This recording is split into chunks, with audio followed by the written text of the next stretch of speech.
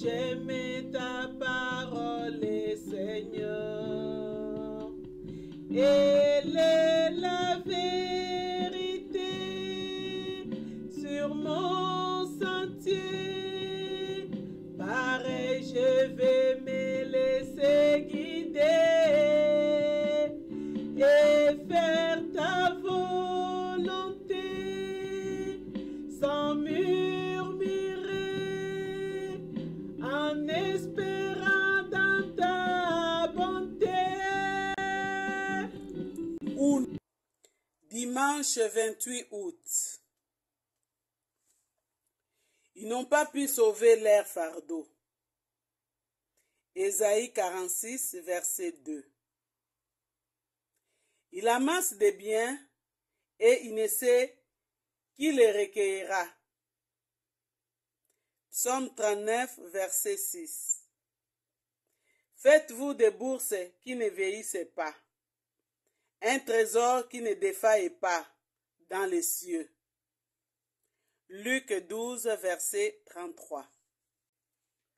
Fardeau fatal. On était en 1812, la grande armée battait en retraite à travers l'immense steppe russe. Au milieu d'indescriptibles souffrances dues au froid, à la fatigue et aux privations. Pour soulager les équipages surmenés et affaiblis par la perte d'une grande partie de leurs chevaux, il fut décidé d'abandonner le butin. De lourds caissons contenant d'or pris aux Moscovites.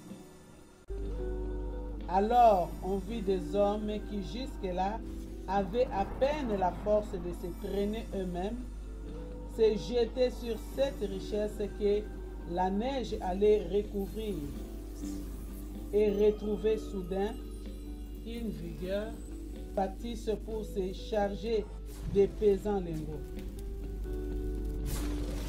Qu'arriva-t-il? Après une courte marche, chacun de ces malheureux s'écoulait pour ne plus se relever.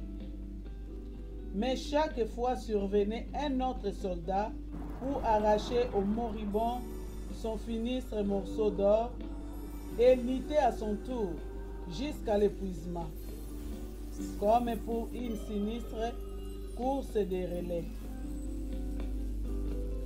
Un témoin qui fut lui-même assez sage pour résister à la tentation raconte avoir vu les mêmes lingots faire successivement plus de 30 victimes. Saisissante illustration des convoitises de l'homme qui l'entraîne à la mort.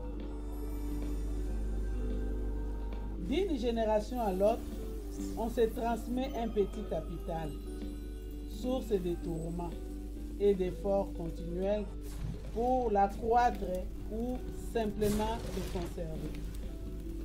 Alors qu'on en est l'esclave.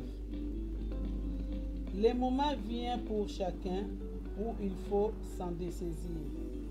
Et alors, qu'a-t-il dans les mains en arrivant au pays où l'or n'a pas son cours?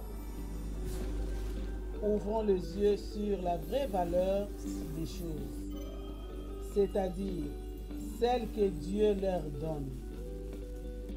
Il nous signale deux choses comme étant précieuses, entre toutes. D'une part, le rachat de l'âme, d'autre part, le sang de Christ, rançon par laquelle a été payé ce rachat. Comparez Psaume 49, verset 8 et 1 Pierre 1, verset 19. Je crois dans